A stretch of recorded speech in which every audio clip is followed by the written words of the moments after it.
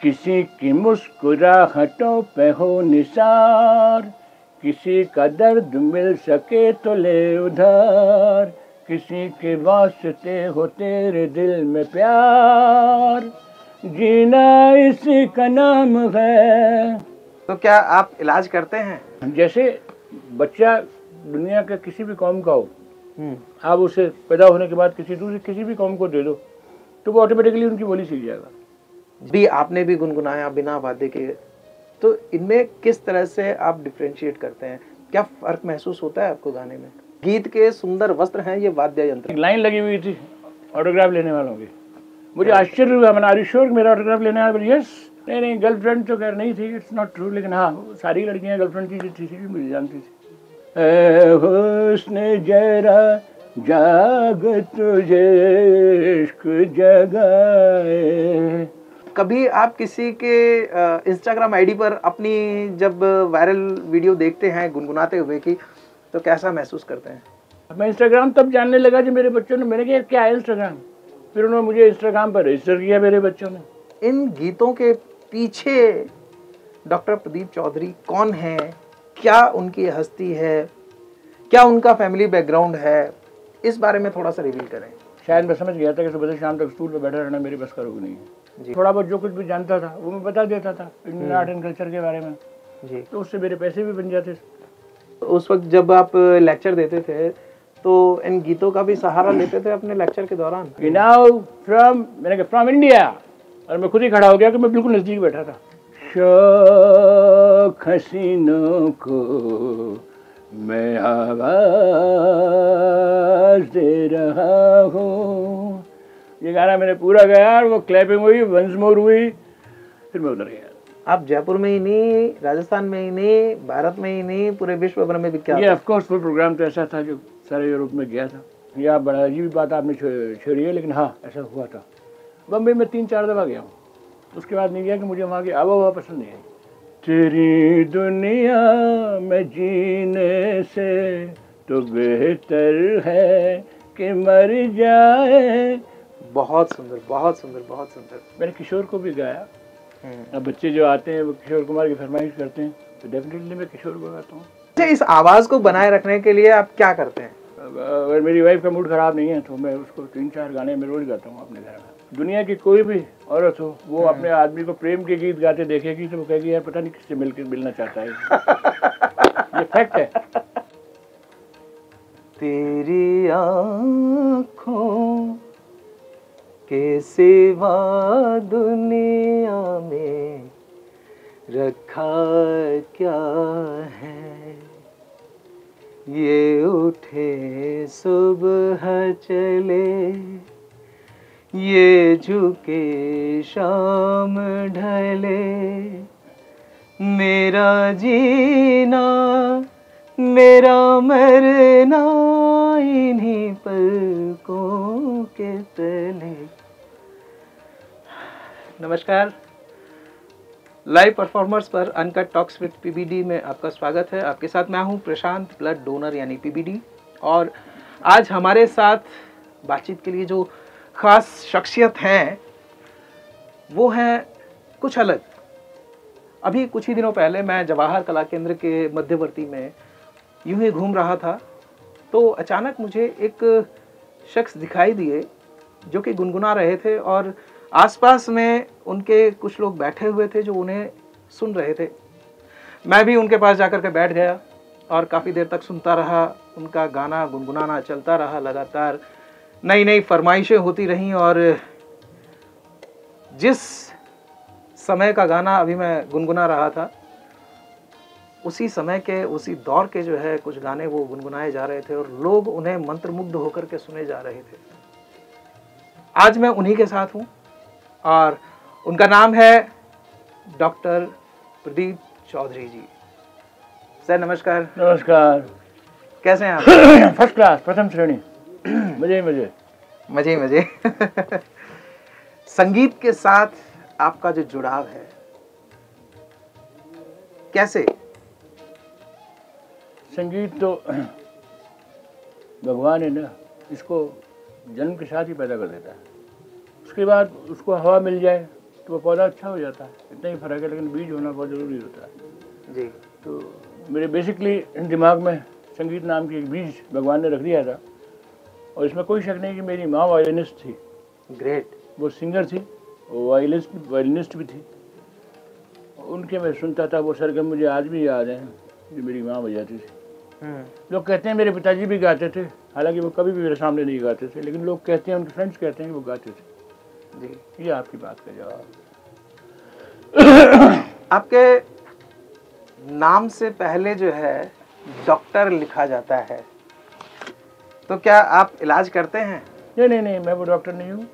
नई यूनिवर्सिटी की डिग्री है। ये हुआ ये कि ज़ोरास्ट्रियन कॉलेज जो पारसियों की दुनिया में सबसे बड़ी संस्था है, उनकी यूनिवर्सिटी है, उनकी कॉलेज है जी। मैं उन लोगों के संपर्क में आया और उनके लिए मैंने कुछ काम किया, तो उन्होंने मुझे ऑनरेरी ये एड्रेस डॉक्टरेट का दिया, और इसका इस्तेमाल मैंने कभी नहीं किया। हालांकि ये मुझे 1997 में मिला था, मैंने इस्तेमाल कभी नहीं किया क्योंकि इट्स ऑल ऑनरेरी। लेकिन जब मैंने यूट्यूब पर कुछ गाने गाए, जो पिंक सिटी स्टूडियो के मालिक डॉक्टर महावीर सिंह नाथावत जो मेरे दोस्त थे, उनको जो मालूम पड़ा कि मैं गाना गाता हूँ, तो बोले यार हमारे लिए आप गाओ। तो मैंने 10-5 गाने उनके लिए गाए। अब उन्होंने जब लोड किया है यूट्यूब पर, तो उसमें प्रदीप चौधरी कई थे, तो वो बोले यार how can be distinguish between the two. मैंने कहा इसमें डॉक्टर लगा दो आप। तो वो डॉक्टर प्रदीप चौधरी यूट्यूब पर, फिर मैं इसको इस्तेमाल करने लग गया। लेकिन आज भी संगीत में इस्तेमाल होता है, क्योंकि मैं पढ़ा तो सकता ही नहीं इससे। It's more decorative. ये है। लेकिन ये बताना चाहूँगा कि ये कि उपाधि रतन टाटा को मिली हुई है, जैसे जी मेरी उनकी डिग्री में कोई फर्क नहीं है। सेम ज़ोरास्ट्रियन कॉलेज, पारसियों की सबसे बड़ी संस्था, जो United Nations Peace University Costa Rica से अफिलिएटेड है। ये बड़ा ऊंचा लंबा चौड़ा मामला है। कभी आप देखो यूट्यूब खोल के, ज़ोरास्ट्रियन college Ratan Tata, same degree जो मेरे को मिली हुई है। तो क्या आप म्यूजिक के स्टूडेंट भी रहे हैं या शौकिया? सॉरी, नहीं, मैं म्यूज़िक का स्टूडेंट तो किसी कला संस्थान में ऐसे नहीं, मैं कभी नहीं रहा। लेकिन हाँ, मेरी पहली, दूसरी, तीसरी, चौथी, पाँचवीं जो क्लास थी, चौथी पाँचवीं स्पेशली जो क्लास थी, उसमें मेरी एक टीचर हुआ करती, उसका नाम था सावित्री सक्सेना जी। वो उस बाद में दुनिया जानती है उस नाम को। वो अपने टाइम की बहुत बड़ी आर्टिस्ट थी, और मैं दावे से कह सकता हूँ, मुझे कोई इजाज़त दे तो वो लता जी से ज़्यादा बढ़िया गाती थी। वो मेरी टीचर थी, और मुझे गाना उनका आज भी याद है, ढूंढो ढूंढो रे साजना। वो डांस भी करती थी। उन्होंने हमको कंठ को कैसे खोलते हैं जैसे बच्चा दुनिया का किसी भी कौम का हो, आप उसे पैदा होने के बाद किसी भी कौम को दे दो, तो वो ऑटोमेटिकली उनकी बोली सीख जाएगा जी। तो जिस तरह से वो थ्रोट खोलते हैं, आर्टिकुलेशन होता है, वो बच्चा सीख जाता है। सेम इज दिस कि हम बिल्कुल कच्ची मिट्टी थे। उस औरत जो हमारी पहली टीचर थी, वो जिस तरह से गाना गाती थी, जो उसका उच्चारण था, जो कुछ वो कंठ खोलती थी, वो उसको मैंने ग्रैस्प कर लिया। तो ये जिस तरह से मैं गाता हूँ, ये उस महिला की देन है। मेरी टीचर थी सावित्री सक्सेना, तो वो हमको सिखाती थी। बाल सभा समझ लो, जो फंक्शन होता है कॉलेज का, स्कूल का, उसमें गाने के लिए समझ लो, हमने उनसे बहुत कुछ सीखा।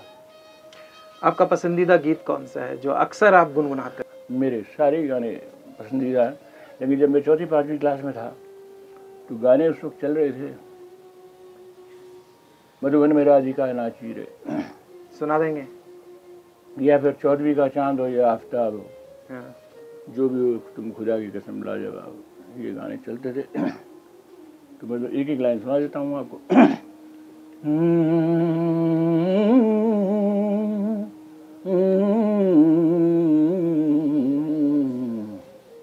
चौदहवीं का चांद हो या आफ्ताब हो, जो भी हो तुम खुदा की कसम लाजवाब हो। चौदहवीं का चांद हो, ऐसे ही गाना था। मधुबन में राधिका नाची रे,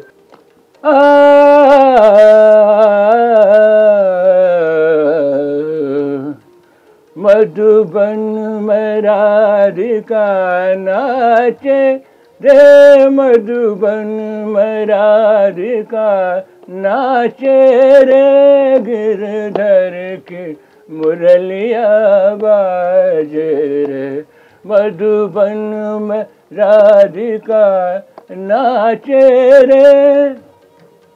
बहुत सुंदर। ये एक तो होता है वाद्य यंत्रों के साथ यानी इंस्ट्रूमेंट्स के साथ में गुनगुनाना, और एक होता है बिना वाद्य के, जैसे कि हम लोग अभी बैठे हुए हैं, मैंने भी शुरुआत की, अभी आपने भी गुनगुनाया बिना वाद्य के। तो इनमें किस तरह से आप डिफरेंशिएट करते हैं? क्या फ़र्क महसूस होता है आपको गाने में?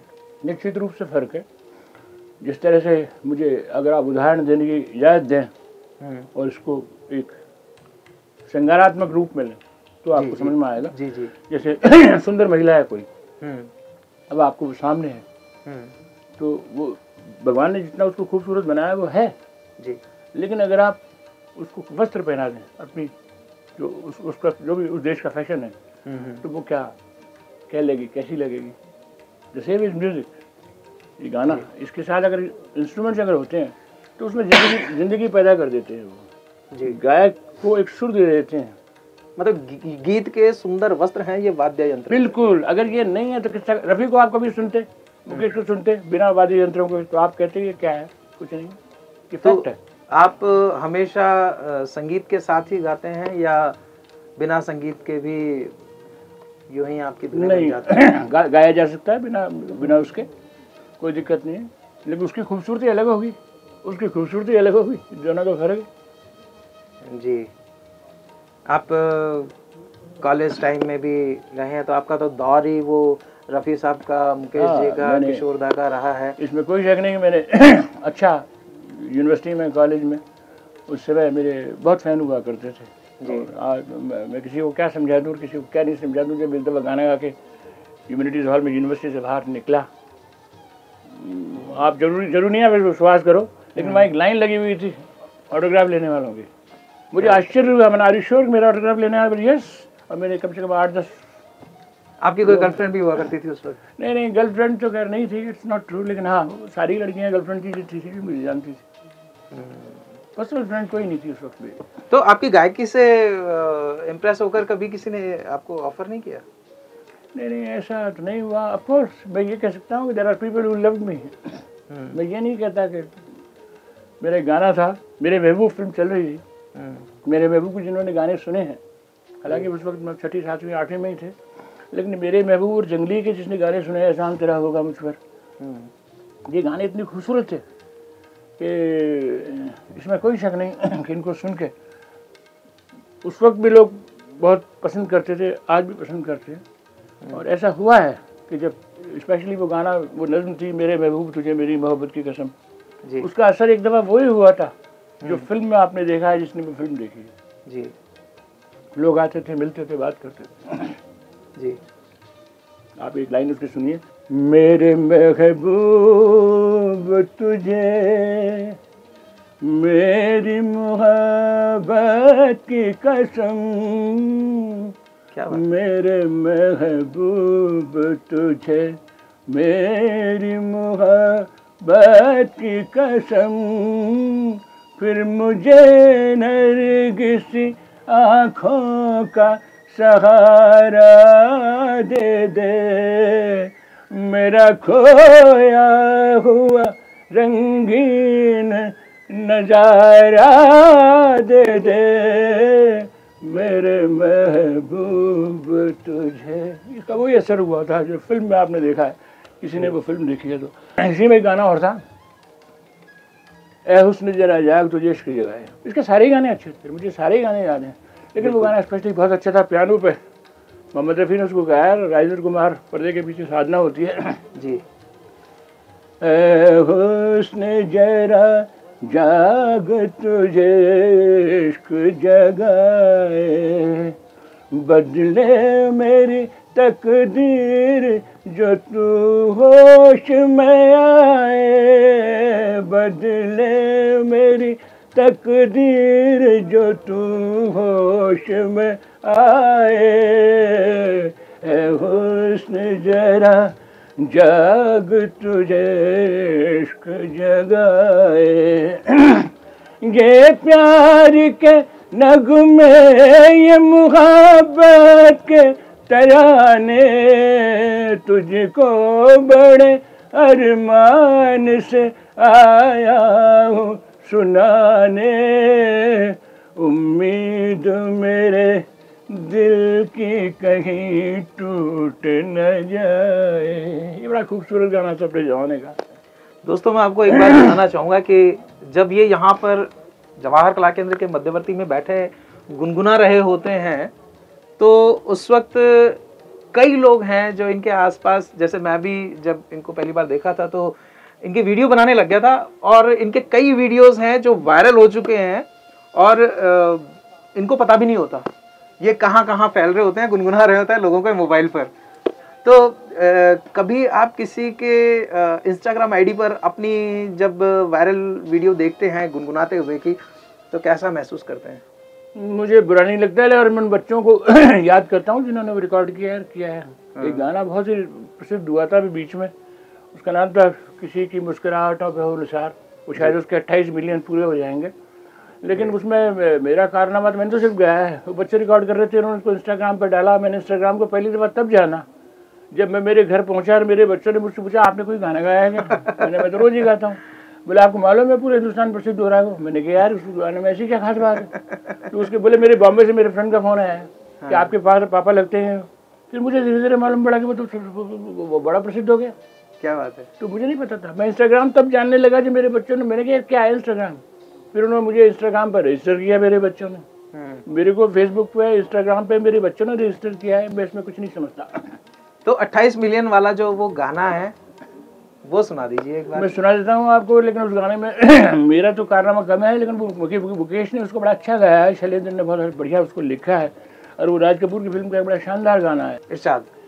किसी की मुस्कुराहटों पे हो निसार, किसी का दर्द मिल सके तो ले उधार, किसी के वास्ते हो तेरे दिल में प्यार, जीना इसी का नाम है, माना अपनी जेब से फकीर है, फिर भी यारों दिल के हम अमीर हैं, मिटे जो प्यार के लिए वो जिंदगी, जले बहार के लिए वो जिंदगी, किसी को हो न हो हमें तो एतबार, जीना इसी का नाम है।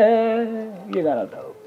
मैं सिर्फ इन गीतों की वजह से ही आपको जानता हूँ और दर्शक भी शायद आपको इन गीतों की वजह से ही जानते हैं, लेकिन इन गीतों के पीछे डॉक्टर प्रदीप चौधरी कौन है, क्या उनकी हस्ती है, क्या उनका फैमिली बैकग्राउंड है, इस बारे में थोड़ा सा रिवील करें। देखिए जिन गीतों के पीछे जिन्होंने लिखा है इसको, जिन लोगों ने गीतों को, मेरी प्रेरणा भूल जाइए आप। प्यार मोहब्बत ये सब चीज़ें अलग होती हैं, लेकिन मैं जब गाना गाता हूँ, मैं 13 साल की उम्र में जब मैंने जो गाने गाए तो कोई प्यार मोहब्बत उस वक्त नहीं था, लेकिन गीत को जिसने लिखा, जिसने वो शानदार म्यूज़िक बनाया और जिस कलाकार ने उसको गाया, जिस शिद्दत और एहसास से उसको गाया, उसको कॉपी करना ये भगवान देता है जी। तो उन लोगों की खूबसूरती है जिन्होंने उसको लिखा, जिन्होंने म्यूज़िक बनाया। उस एक्टर का भी कमाल है जिसने उसको पर्दे पे जिया है, क्योंकि वो भी उसको प्रसिद्ध बनाने में बहुत मदद करता है एक्टर वहाँ पे। ये 3-4 चीज़ें होती हैं ये जिससे बहुत कोई प्रसिद्ध होता है।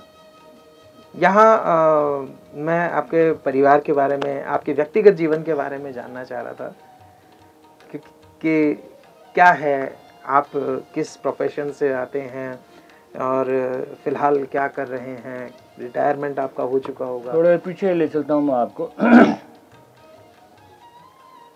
मैंने शुरू में सरकारी नौकरी की जी, और किसी कारण से मैंने छोड़ दिया, छोड़नी पड़ी। एक नहीं 2 सरकारी नौकरी मैंने की, छोड़ दी। शायद मैं समझ गया था कि सुबह से शाम तक स्टूल पर बैठा रहना मेरी बस का रोग नहीं है जी। हालांकि मेरे कमिश्नर जो तेज कुमार गुप्ता थे, उन्होंने मुझे बहुत मना किया था कि ऐसा दुनिया में मत करो, बड़ी मुश्किल से नौकरी मिलती है। मैंने कहा मेरे बस का रोग नहीं है सीट पर सुबह शाम तक बैठना जी। मैंने उसको छोड़ दिया। फिर मैं गवर्नमेंट ऑफ इंडिया का गाइड हो गया जी। मैं टूरिस्ट गाइड का मैंने काम किया और मैंने फ्रेंच सीखी पहले, अंग्रेजी थोड़ी बहुत आज भी बोल लेता हूँ, स्पेनिश सीखी, जर्मन सीखी और मैं गाइडिंग के काम में लग गया। और उसके बाद ये हुआ कि मेरे पहले ही ग्रुप में ब्रूसेल्स रॉयल आर्ट अकेडमी के मेंबर टकरा गए जी। मेरे यूनिवर्सिटी में मैंने एमए किया था, उसमें मेरा एक पेपर था history of Indian art and architecture जी। उसमें मेरे काफ़ी अच्छे मार्क्स आए थे। तो मैंने जब गाइडिंग की तो मेरे वो उसमें काम आया और मैं वो एक्सप्लेन करता चला गया चीज़ों को। तो वो मेरे पहले ही ग्रुप में ऐसे लोग थे जो आर्ट के बारे में काफ़ी कुछ समझते थे, दुनिया के टॉप आर्टिस्ट थे वो, मुझे नहीं पता था। तो उन्होंने मेरे को कहा कि तुम ब्रसेल्स आना पसंद करोगे? मैंने कहा ऑफ कोर्स आना पसंद करूँगा, लेकिन मेरी जेब में तो पैसे है नहीं, ये ध्यान रखना। और ठीक वो बात खत्म हो गई। उन्होंने मेरा एड्रेस भी नहीं लिया था, मैंने भी उनका कोई एड्रेस नहीं लिया था, वो बात मजाक पर तो खत्म हो गई। लेकिन जब मेरे पास उस जमाने मोबाइल नहीं होते थे तो चिट्ठी जब आई जी तो अगर सीरियस उसमें लिखा हुआ था, मैंने जवाब दे दिया। मैंने कहा मेरी जेब में चवन्नी भी नहीं है, ये ध्यान रखना। बोले नहीं, हम तुम्हारे को यहाँ पैसा कमवा देंगे। फिर मेरे ज़िंदगी में शायद पहला हवाई जहाज़ मैंने 747 बड़ा वाला ही लिया ब्रसेल्स जाने के लिए वाया पेरिस। और वहाँ मैंने ये लिख दिया था अगर मुझे 3-4 पहचाने हुए चेहरे अगर मुझे तुरंत लेने नहीं आएंगे तो मैं दूसरी फ्लाइट से लौट जाऊँगा। ये फैक्ट है, मुझे दिखाई नजर नहीं आया था, आई कम बैक टू इंडिया, तो मेरे पास पैसे नहीं होंगे। बिल्कुल। तो वो मेरे को ले गए और उन्होंने फिर मेरे इंडियन आर्ट एंड आर्किटेक्चर पर बहुत सारे लेक्चर करवाए, दोबारा बुलाया, सारे यूरोप में मेरे लेक्चर करवाए मैंने, लंदन में, पेरिस में, सब जगह जी। हालांकि वो मैं कोई नहीं तो इतना बड़ा वक्ता था, लेकिन वो उनको उस इंडियन आर्ट पे काफ़ी दिलचस्पी थी, तो मैं थोड़ा बहुत जो कुछ भी जानता था वो मैं बता देता था इंडियन आर्ट एंड कल्चर के बारे में जी। तो उससे मेरे पैसे भी बन जाते और मैं वहाँ कई साल तक, इवन 1982 से 2004 तक मैं उनका रिटायरमेंटी रहा और मेरे उन्होंने हर तरह से ध्यान रखा। उसके बाद वो लोग पावरफुल नहीं थे, फिर वो ख़त्म होते चले गए जी। तो उसके बाद फिर मैं आना जाना मेरा बंद हो गया। अदरवाइज़ मैं जैसे लोग रईस लोग 3 महीने वहीं रहते थे, मैं भी वहीं रहता था। मैंने 6 महीने में रहा, काफ़ी घूमा, काफ़ी सिखाया। तो उस वक्त जब आप लेक्चर देते थे तो इन गीतों का भी सहारा लेते थे अपने लेक्चर के दौरान? हाँ, मेरे कुछ जो होस्ट जो थे वो उनके पास मेरे गीत थे और उन्होंने उनको रिकॉर्ड भी किया, अपने दोस्तों को भी सुनवाया। लेकिन मेरा काम इंडियन आर्ट एंड आर्किटेक्चर का ही था। इन गीतों को तो बड़ी पर्सनल बातें हैं। हाँ, लेकिन एक वाकया मैं आपको बता सकता हूँ जो बड़ा इंटरेस्टिंग है जी। बिल्कुल। मुझे खांसी हो रही है, मौसम खराब है। ब्रसेल्स में जो लोग यूरोप घूमे उनको मालूम है शहर का मुख्य चौराहा होता है जी, जहाँ बहुत बड़ा चौक होता है और वहाँ एक्टिविटीज़ होती हैं शहर की जी। तो ब्रसेल्स शहर की एक्टिविटी थी जिसके अंदर यूरोप का कोई फंक्शन था, तो वो ब्रसेल्स राजधानी है ईयू की। तो वहाँ एक प्रोग्राम कुछ ऐसा था जिसमें वो अनाउंसर एंकर ये कह रहा था, एक के बाद एक बुला रहा था सिंगर्स को बुला रहे थे वो जी। Singer mister Philip from England, तो वो उठ के आता था इंग्लैंड का आदमी और वो अपना गाना गाता था। तो 5-6-8 गाने हो गए, फ्रांस का भी हो गया, स्पेन का भी हो गया, सब जगह हो गया। मैंने कहा हिंदुस्तान का तो नाम ही नहीं आ रहा। तो मैं एक जगह देख के ऑर्केस्ट्रा में देख रहा था, अंग्रेज बजा रहे थे ऊपर जी। तो जैसे ही वो अनाउंसर वहाँ से बोला कि नाउ फ्रॉम, मैंने कहा फ्रॉम इंडिया, और मैं खुद ही खड़ा हो गया कि मैं बिल्कुल नज़दीक बैठा था। ग्रेट। और मैं बहुत बड़े लोगों के साथ बैठता था। वहाँ के राजा, बेल्जियम का जो राजा है उनके जो अंकल है उसकी फ्रेंड्स थे, मैं उनके साथ बैठा था। बहुत पावरफुल लोगों के साथ मैं रहता था, तो बिल्कुल स्टेज के नज़दीक था। मैंने फ्रॉम इंडिया, इससे पहले कि मुझे कुछ कहे मैं सीढ़ियों से ऊपर चढ़ गया और वो माइक मैंने उससे ले लिया। वो कुछ समझा ही नहीं कि कौन आ गया, क्या हो गया। और इससे पहले कि वो मुझे कुछ कहे, मैंने कहा ऑर्केस्ट्रा को मैंने इशारा किया और फिर मैंने एक गाना गाया जो वो आप सुन सकते हैं। वो गाना कौन सा था? बिल्कुल गुनगुनाइए। इंग्लिश ऑर्केस्ट्रा ने मेरा पूरा साथ दिया, क्यों प्रोफेशनल लोग थे वो। लेडीज एंड जेंटलमैन, मुझ पे हैं सबके नैन, सबके हैं दिल बेचैन कि मैं आया हूँ क्या बात लेके साथ हाथों में, महफिल की लहराती रातों में मैं आया हूँ लेके साथ हाथों में, शौक हसीनों को मैं आवाज दे रहा हूँ। हाँ, मैं मोहब्बत को नए अंदाज दे रहा हूँ। हंसकर बातों बातों में इन दिलकश मुलाकातों में मैं आया हूँ। ये गाना मैंने पूरा गाया और वो क्लैपिंग हुई, वंस मोर हुई, फिर मैं उधर गया। ग्रेट। मैंने हिंदुस्तान का झंडा वहाँ लहरा दिया। मतलब आप जयपुर में ही नहीं, राजस्थान में ही नहीं, भारत में ही नहीं, पूरे विश्व भर में विख्यात। ये ऑफ कोर्स वो प्रोग्राम तो ऐसा था जो सारे यूरोप में गया था। हालांकि मैंने उसको नहीं देखा, लेकिन डेफिनेटली सारे यूरोप के लोग वहाँ बैठे थे। कभी विदेश से कोई शख्सियत सिर्फ और सिर्फ आपका गाना सुनकर आपसे मिलने आई है? हाँ, ऐसा हुआ। बताइए लेकिन कुछ वो इसके बारे में। वो मेरा गाना सुनने कोई भारतीय लड़की या महिला नहीं आई है जी, वो अंग्रेजी आए हैं। हाँ, अंग्रेज ही, मैं उन्हीं की बात कर रहा हूँ। हाँ, आए। विदेश से कौन आए हैं? जो उसके ब्रुसेल्स आर्ट एकेडमी के जो लोग थे जी, वो लोग आए। उनमें 2-3 महिलाएं भी थी। तो मेरा कि मैंने उनको बताया था कि मेरा प्रोग्राम है, तो उसी तारीख में हिंदुस्तान में थे, इसलिए वो आए। कभी बॉलीवुड से आपके पास ऑफर आए? यह बड़ा अजीब बात आपने छेड़ी है, लेकिन हाँ, ऐसा हुआ था। और बहुत अच्छा ऑफर मेरे पास था। जैसे आज आप मुझे सुन रहे हो, ऐसी यूनिवर्सिटी कॉलेज में हम गाते थे। तो एक मेरा फ्रेंड हुआ करता था, उसने मुझे मिलवाया रामानंद सागर के फाइनेंसर। जयपुर सबको मालूम है, जयपुर फाइनेंस बहुत था जयपुर में। आज क्या स्थिति मुझे नहीं पता कि, लेकिन 72, 73, 73, 80 इसमें जयपुर से फाइनेंस बहुत जाता था। क्योंकि ज्वेलर्स बड़े रिच हैं यहाँ के, ये देते हैं फाइनेंस। तो वो जानता था Luqman Hussain Bora from Bhilwara and Narayan Das Makhija from Bhilwara. ये नारायण दास माखीजा वो हैं जिनकी 22 गुना पुलिया की दोनों तरफ जमीनें उनकी थी। जी। और ये 22 तेल के जो कुएं हैं वो भी उनके ही थे। और वो ताज जिंदगी रामानंद सागर की हर फिल्म के 100% फाइनेंसर थे। वो मान प्रकाश में फर्स्ट फ्लोर पर नटराज फिल्म बैठते थे। दिलीप कुमार उनके दोस्त थे खास। तो मेरे एक दोस्त ने मुझे उनसे मिलवाया जबरदस्ती। मैंने कहा मेरी बोले नहीं तो चल। फिर साहब ऐसा हुआ, रामानंद सागर की चरस की शूटिंग से पहले की बात है, चरस नहीं बनी थी। वो लोग क्लार्क्स में ठहरे हुए थे, मुझे लेके गए ये लोग। वहाँ लुकमान हुसैन बोरा थे, नारायण दास माखीजा थे, रामनारायण सागर थे, उनके लड़के सुभाष सागर, मोती सागर थे, मेरा फ्रेंड था और मैं था। और करीब 2 घंटे उन्होंने मेरे को पुराने ढंग के पुल्ली टेप रिकॉर्डर पर सुना, रिकॉर्ड किया, फिल्मी गाने गज़लें, और हमको खाना खिलाया। ग्रेट। और जो भी सेवा वो कर सकते थे उन्होंने की। और मेरे को कहा कि मैं तुमको वायदा करता हूँ, सबके सामने कहा था उन्होंने, मैं तुमसे वायदा करता हूँ मैंने नेक्स्ट फिल्म में तुमको एक ब्रेक दूंगा। वो गाना भिखारी पर होगा या हीरो पर होगा जी, ये मैं नहीं कह सकता, लेकिन तुमको डेफिनेटली मैं गाना दूंगा। ग्रेट। मैंने फाइन, उनकी बरसों चिट्ठियाँ आती रही। वो है ना, हर कहानी के पीछे कहानी होती है। हालात कुछ ऐसे थे, कुछ भी थे। शॉर्ट में आप समझ लो, घर वाले पैसे देने को राजी नहीं थे। उनको नहीं लगता था कि बम्बई में कुछ करेगा। और मेरा वहाँ बेंच के नीचे सोने का इरादा नहीं था। पैसे खत्म हो जाए, मैं बेंच के नीचे वो क्या बोलते हैं उनको, पानी की पतासी खा के मैं वो जिंदा रहूँ। वड़ा पाव चलता है वहाँ। हाँ, वड़ा पाव जो चलता है। तो मैं जा नहीं पाया। बस हालांकि रावण जी की चिट्ठियाँ बरसों तक आती रही मेरे पास और मेरे बहुत संपर्क में रहे। और एक दफ़ा मुझे जयपुर में मिल गए वो। ये भी बड़ी इंटरेस्टिंग चीज़ है, आप सुनिए। रामानंद सागर मुझे यहाँ मिल गए जयपुर में। और ये बात है आमेर की जी। ऊपर चौक में मुझे मिल गए, उनके हाथ में पूजा की थाली थी जी। मैंने कहा भाई साहब नमस्कार। अरे भाई तुम कौन हो? मैंने कहा भाई साहब भूल गए क्या मेरे को? चिट्ठियाँ। अरे बोले यार तुम तो कभी आए ही नहीं। हाँ। मैंने कहा भाई साहब फिर कभी बात करेंगे, आपके क्या हाल है? मैं ठीक है। हाँ। ये बात है उनका सीरियल ये रामायण महाभारत जो था ये बन चुका था।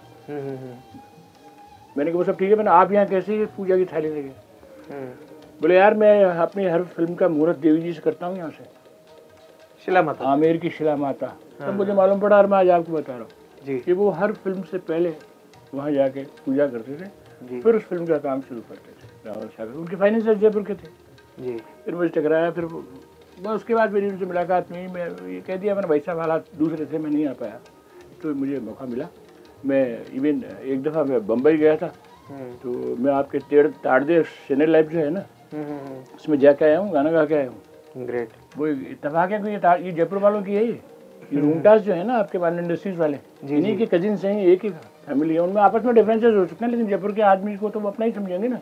बिल्कुल। तो हम ताड़देव में गए, हम अंदर गए तो किसी ने हमको रोका नहीं, अंदर घूमते रहे। फिर वो साहब आप कौन हो? मैंने भाई हम तो सेठ जी के मेहमान हैं। अगर हम PM रूंगटा के मेहमान थे। अंदर गए और उस वक्त नासिर हुसैन का ऑफिस सामने ही था। वहाँ कोई जान पहचान भी निकल आई तो एक लाइन हमने गा के मैं ट्राई भी की तारदेव में। तो मैं आपसी मैंने कई चीज़ें देखी हैं मुंबई में। ग्रेट। मुंबई कितनी बार गए हैं? बम्बई में 3-4 दफ़ा गया हूँ। उसके बाद नहीं गया कि मुझे वहाँ की आबो हवा पसंद नहीं आई। मुझे वहाँ के बाल जिस तरह से हो जाते हैं ना, पानी जैसा हो जाता है बम्बई जाए। समंदर का किनारा रास नहीं आया? नहीं, समुद्र तो खूब रास आया मेरे को, लेकिन कोई कहे कि यहाँ रह जाओ या 1 महीने 2 महीने रहो तो मुश्किल है। ये भी नहीं कहा था। गाने की रिकॉर्डिंग के लिए मुझे लोगों ने कहा, सूरत के कवियात्री हैं, उनका नाम है मीना के सिंह, वो बहुत बड़ी शायरा हैं जी। और उनकी हालांकि एक भी किताब नहीं छपी है, लेकिन मैं मानता हूँ वो बहुत बड़ी शायर हैं। तो उन्होंने एक दफ़ा कहा कि तुम मेरे गाने गा लो और बॉम्बे में रिकॉर्ड कर लो, क्योंकि सूरत बॉम्बे के नज़दीक है। जी जी। वहाँ उनकी जान पहचान थी, उनके खुद के पास पैसे है नहीं। मैंने कहा देवी जी मैं जयपुर में रिकॉर्ड कर सकता हूँ, तो मैं जयपुर में ज़्यादा कॉन्फिडेंट हूँ। जयपुर के स्टूडियो हो, जयपुर की साजन जो हो, मैं गा लूँगा बढ़िया। बॉम्बे में वो कहेंगे जी 5 मिनट में ख़त्म करो, मुश्किल है मेरे लिए। मैं वो नहीं हुआ रिकॉर्ड, वो गज़लें थी, रिकॉर्ड नहीं हुई कभी भी नहीं। ब्लड डोनेशन कॉज के बारे में आपके क्या विचार हैं? ब्लड डोनेशन तो दुनिया की सबसे ज़रूरी चीज़ है जी, होनी चाहिए। उसके बिना तो मरीजों के लिए भी है, युद्ध की स्थिति भी में भी ब्लड तो वो चीज़ है जो पैसों से मिलती ही नहीं है। ठीक है, पैसे कभी कभी काम आ जाते हैं, लेकिन ब्लड तो भगवान बनाता है। वो हमारे शरीर में ही बनता है। शरीर में ही बनता है, और कोई हलवाई उसका प्रोडक्शन नहीं करता। आपने कभी ब्लड डोनेशन किया? किसी ज़माने में कर चुका हूँ, कॉलेज के ज़माने में। ग्रेट। किसी सोशल कॉज के साथ कभी जुड़ने की कोशिश की या अभी किसी सोशल कॉज पे एक्टिव हैं आप? मेरा पूरा ज़िंदगी सोशल कॉज के लिए है और मैंने हमेशा म्यूज़िक में भी सभी के लिए काम किया है और सभी बच्चों के साथ काम करना, आपके साथ काम कर रहा हूँ, तो ये सोशल कॉज ही है सारे। बाकी हाँ, ऐसा एक आध दफ़ा ऐसा हुआ है जब किसी स्कूल के लिए या किसी कॉलेज के लिए कोई चैरिटी शो था तो मैंने गाया था। और आज भी मैंने कह रखा भाई स्कूल कॉलेज का कोई फंक्शन हो तो मैं आ जाऊँगा, बारात में तो मैं नहीं गाऊँगा, ये तो तय है। कि मुझे ऑर्केस्ट्रा ने बहुत, मैंने 1970-75 तक गाता था स्कूल कॉलेज में। उसके बाद फिर मैंने ज़िंदगी के रोटी पानी में लग गए। उसके बाद अभी 2019 में मैंने यहाँ आना शुरू किया जवाहर कला केंद्र में। आवाज़ बात ख़त्म थी, मेरे मित्र ने pink city studio doctor Nathawat ने जब वो गीत मेरे रिकॉर्ड किए और उन गीतों को जो मैंने देखा सुन के तो मेरे को लगा कि नहीं मैं गा सकता हूँ, आज भी मेरी आवाज़ इतनी ख़राब नहीं है। उसके बाद जब मैं यहाँ आने लगा तो यहाँ बहुत सारे बच्चे आते हैं गिटार लेके जी, अच्छे कलाकार हैं सारे। तो एक दफ़ा गिटार बजा रहा था एक लड़का और वो गाना वो बजा रहा था, मैं प्यार कर रही हूँ तेरी जुल्फ के साए में। क्या बात। वो गाना मुझे इतना पसंद है कि मैं अपनी सीट से उठ के गया, मैंने कहा बजा। बोला आप कौन? मैंने बजा। फिर मैंने वो गाना गाया, मैं प्यार कर रही हूँ तेरी जुल्फ के साए में, कुछ देर ठहर जाऊँ, तुम एक मुसाफिर हो, कल छोड़ के चल दोगे, यही सोच के घबराऊं, मैं प्यार कर रही हूँ। क्या बात है।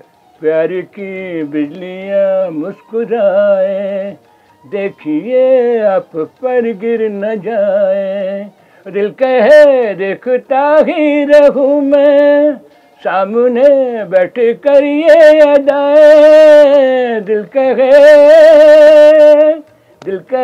देखता ही रहूं मैं, सामने बैठ कर ये अदाए, जब छाए घटा याद करना जरा, 7 रंगों की हूँ मैं कहानी में। ये गाना बड़ा खूबसूरत था तो वहाँ मैंने वो गाना गाया। उसके बाद मुझे लोग यहाँ जानने लग गए। उस दिन जब मुझे लोगों ने सुना तो हमारे एक मित्र ही जो यहाँ बैठे हैं अमीन जी, इनसे भी मेरी उसी वक्त मुलाकात हुई थी। ये बेजोड़ कवि हैं, बेजोड़ गायक हैं जी, और इन सब ने गिटारिस्ट मुझे मिलते चले गए, हम मिलते चले गए और हम गाना गाते चले गए। तो गाना फिर रिवाइव हो गया। फिर यहाँ 4 प्रोग्राम मैंने इनके किए जवाहर कला केंद्र के। रफ़ी का जन्म दिवस समारोह, रफ़ी निर्वाण दिवस, ये पिछले 3 साल से मैं ही कर रहा हूँ। ग्रेट। हर साल 2 प्रोग्राम मैंने रफ़ी के किए हैं। अभी भी 24 दिसंबर जो पिछला गया, इसमें शिल्पग्राम में रफ़ी की इवनिंग जन्म दिवस मैंने की थी। इन्होंने मुझे ऑर्केस्ट्रा दिया था जवाहर कला केंद्र में और मैंने उसको गाया। बहुत सुंदर। तो जवाहर कला केंद्र भी आपको उसी आपकी सिंगिंग परफॉर्मेंस की वजह से जानते हैं जो आपने गिटारिस्ट के साथ की थी यहाँ पे? हाँ, नहीं इन्होंने मुझे बहुत दिनों तक तो नहीं जाना, लेकिन ठीक है, आप जानो कंपटीशन तो है ही, यहाँ बहुत कलाकार आते हैं। लेकिन यहाँ प्रियंका जोधा जो इनकी एडिशनल डायरेक्टर थी, जो इनकी थी, वो खुद अच्छी, हाँ वो बड़ी अच्छी सिंगर थी जी। ये उनकी नॉलेज समझ लीजिए कि वो उस वक्त यहाँ एडीजी थी। मेरे को मैंने जब इनको कहा कि भाई मैं सिंगर हूँ, आप बॉम्बे से बुला रहे हो सुरेश वाडेकर को, तो फिर मैं क्या करूँगा। तो उन्होंने, वो नहीं जानते थे कि इसको गाना आता है और कोई विश्वास करता भी नहीं है।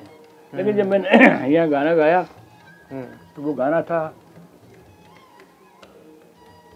ए गुल बदन फूलों की महक कांटों की चुभन, तुझे देख के कहता है मेरा मन, कहीं आज किसी से मुहब्बत ना हो जाए। और इस तरह के कई गाने मैंने गाए, तो वो उनको लगा कि हाँ ये ठीक। फिर उन्होंने मुझे पूरा अगला 24 दिसंबर का फुल प्रोग्राम दिया। उस वक्त आधा ही दिया, मैंने 6 गाने गाए थे उस वक्त भी फर्स्ट प्रोग्राम में। नेक्स्ट जो मुझे 24 दिसंबर इनका मिला जी प्रोग्राम, वो उन्हीं के कारण मिला। अभी आगे और कौन कौन से प्रोग्राम्स आपके पास हैं? मैंने इनको प्रपोज किया, एक्चुअली मैं बताना चाहूँगा आपको जी।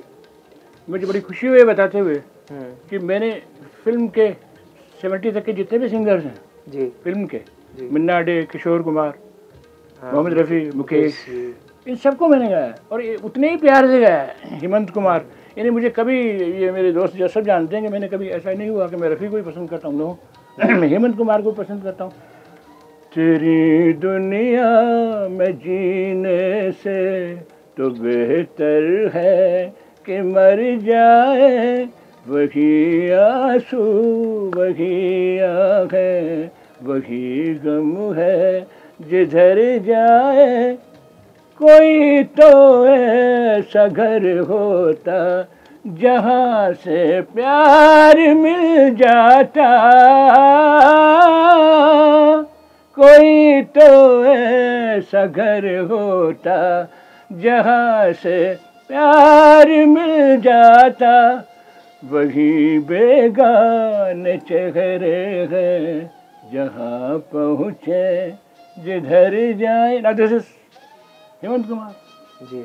मेरे मुन्ना को भी गाया, महेंद्र कपूर जी का नाम नहीं लिया आपने? यस, महेंद्र कपूर को मैंने गाया। सुनिए आप, शायद मेरे लाइफ का बेस्ट गानों में से एक है। आप आए तो ख्याले दिल नाशाद आया, आप आए तो ख्याले दिल नाशाद आया, कितने भूले हुए जख्मों का पता याद आया, आप आए।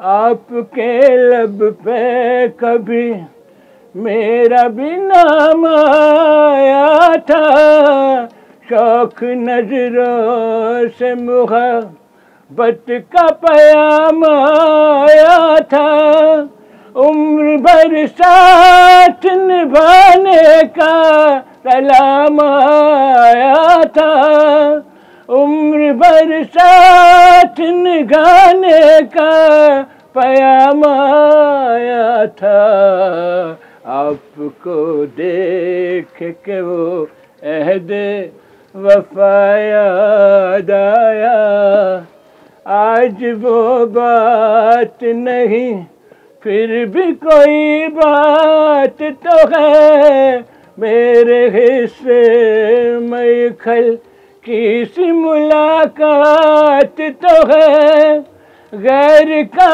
हो के भी ये हुस्न मेरे साथ तो है, गैर का हो के भी ये हुस्न मेरे साथ तो है, हाय किस वक्त मुझे कब का गिला याद आया।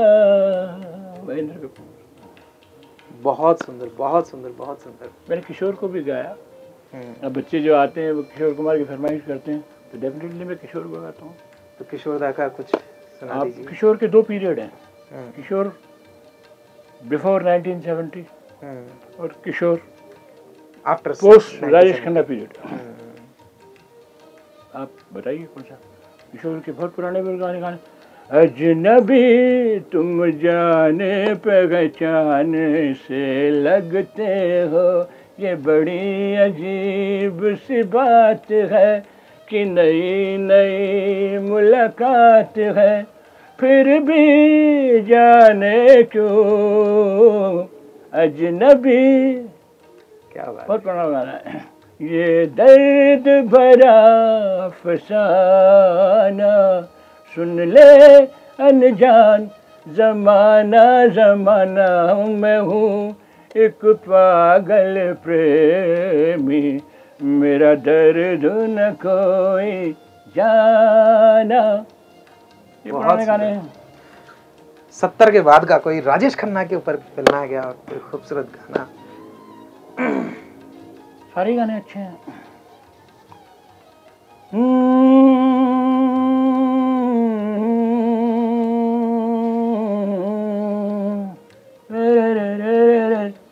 ओ मेरे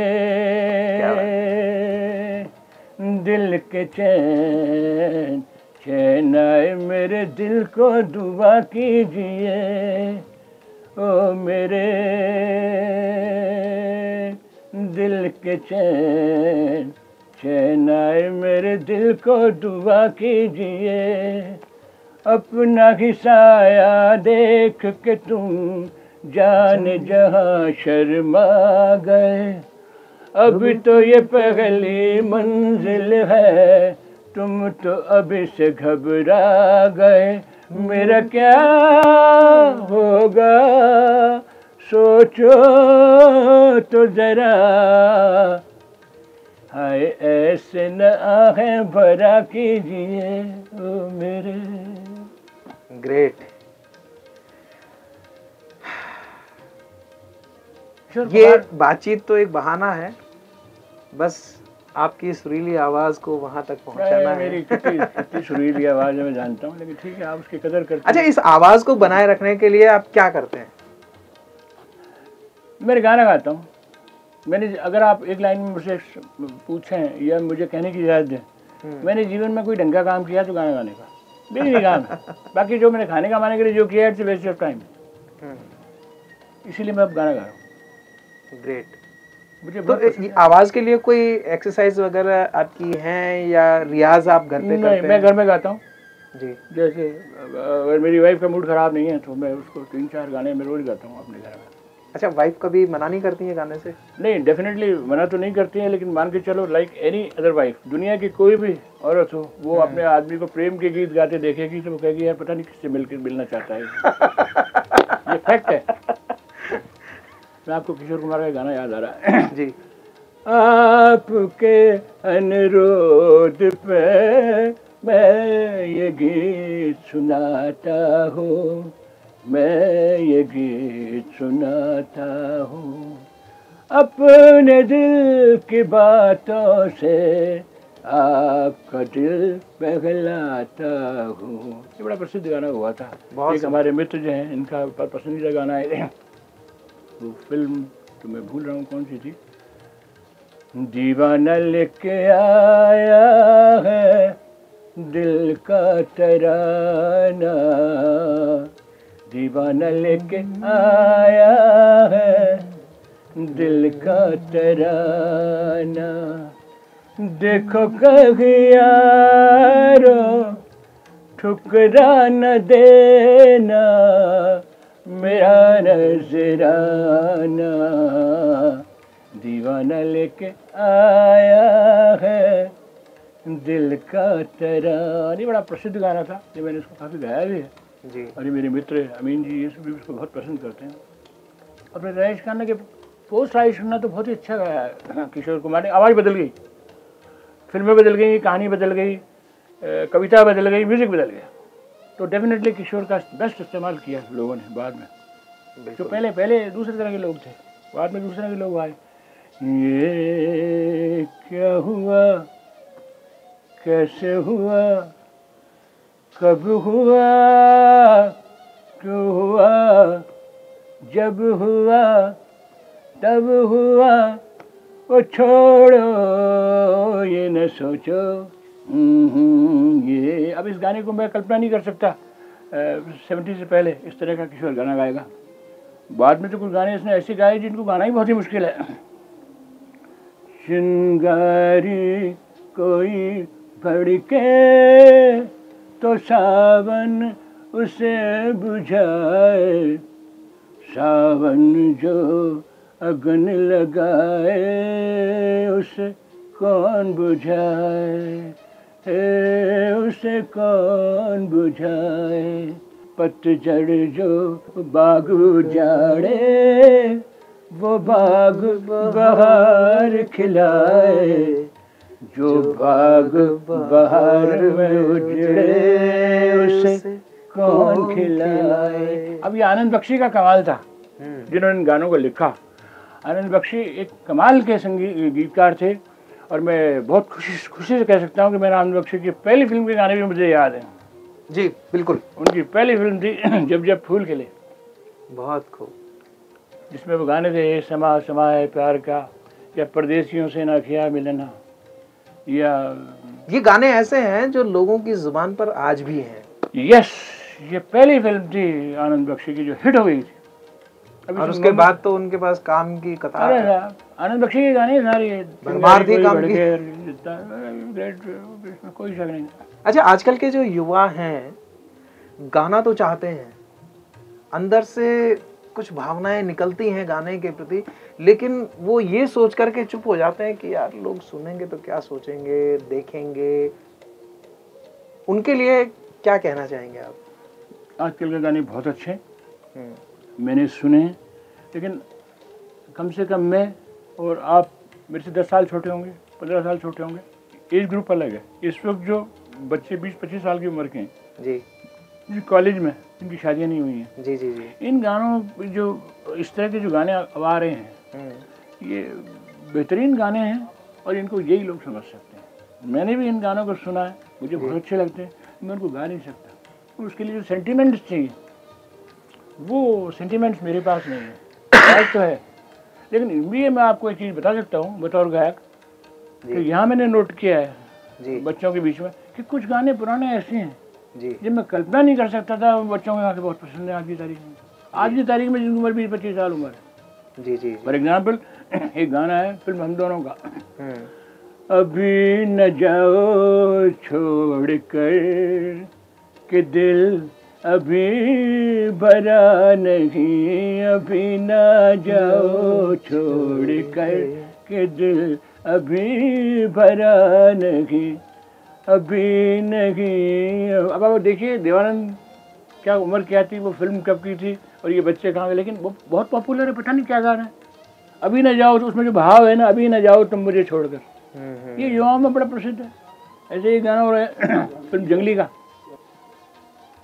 जंगली फिल्म का एक गाना है जिसको लोग बहुत पसंद करते हैं, चाहे कोई मुझे जंगली एहसान तेरा होगा मुझ पर दिल चाहता है, वो कहने दो मुझे तुमसे मोहब्बत हो गई है, मुझे पलकों की छाँव में रहने दो, एहसान तेरा होगा मुझ पर। इसके बोल बड़े अच्छे हैं। तुमने मुझको हंसना सिखाया, तुमने मुझको हंसना सिखाया, रोने कहोगे रो लेंगे अब आंसू के हमारे, गम न करो ये बहते गए तो बहने दो, मुझे तुमसे मोहब्बत हो गई है मुझे। बड़ा खूबसूरत गाना था ये, तब भी खूबसूरत था। ये मैं 5वीं क्लास में पढ़ता था, 6वीं में, तब के गाने हैं, लेकिन ये आज तक प्रसिद्ध है बच्चों में। वैसे दिल तो करता है कि लगातार आपसे बातचीत चलती रहे, आपके अनुभवों को सुनते रहें, समय की लिमिट तो होती है, आपके गीतों को सुनते रहें, लेकिन समय की पाबंदी की वजह से हमें थोड़ा सा विराम लेना होगा, लेकिन बहुत जल्द हम आपसे फिर मिलेंगे। कोई दिक्कत नहीं। अंत में चलते चलते युवाओं को खास तौर पर क्या संदेश देना चाहेंगे आप? गाना गाएं, संगीत सबसे बढ़िया चीज़ होती है, संगीत से ज़्यादा खूबसूरत इस दुनिया में कुछ भी नहीं है। संगीत उनको सहन करना सिखाएगा, प्यार करना सिखाएगा, जीवन में आगे बढ़ने की प्रेरणा देगा, जीवन से दुखों को दूर करेगा। कुछ मेरे को भी, मैं कह सकता हूँ, कुछ गाने ऐसे हैं जिन्होंने मुझे सदा ही प्रेरणा दी है। मैंने तलत महमूद को भी खूब गाया जी। मैं 2 गानों का मेंशन करना चाहूँगा। जी बिल्कुल। एक तो नया दौर का एक गाना है, आना है तो राह में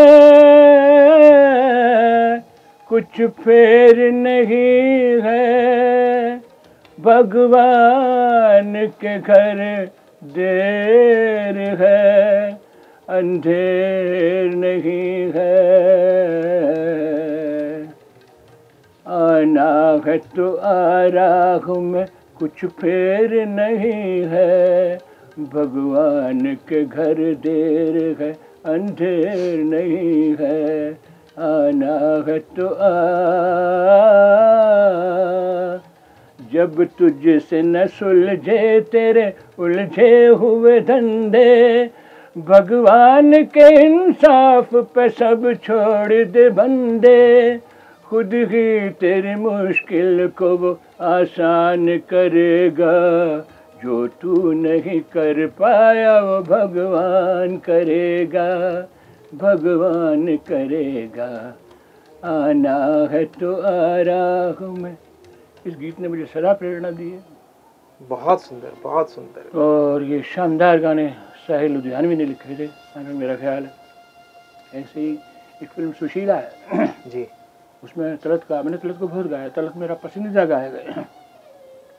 उसमें एक गीत था जो मैं अक्सर गाता हूँ अकेले में, आज भी गाता हूँ, पहले भी गाता था, आज भी गाता हूँ।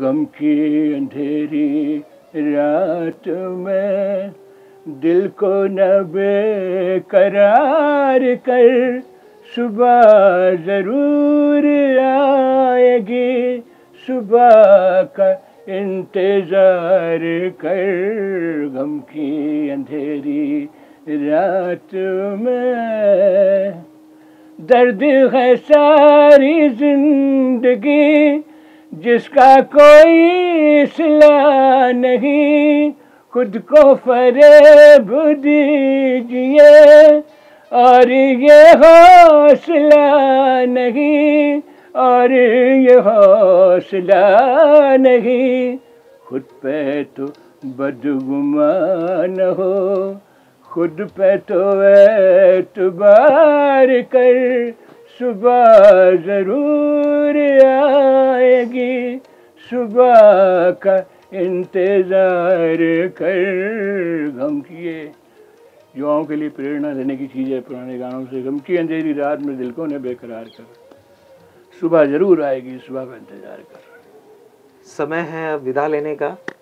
तो साथियों, मुझे पूरी उम्मीद है कि आपको आज का हमारा लिए ये सुरीला पॉडकास्ट बहुत पसंद आया होगा, और हमारी बातचीत के साथ साथ इनकी सुरीली आवाज़ को भी आपने बहुत पसंद किया होगा।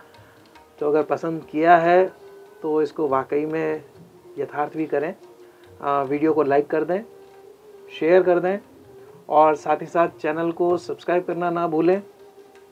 और अब अगले शनिवार हम फिर मिलेंगे, फिर किसी नई शख्सियत के साथ, फिर कुछ नई बातें होंगी, फिर कुछ नई मुलाकातें होंगी, फिर कुछ नई जानकारियाँ होंगी।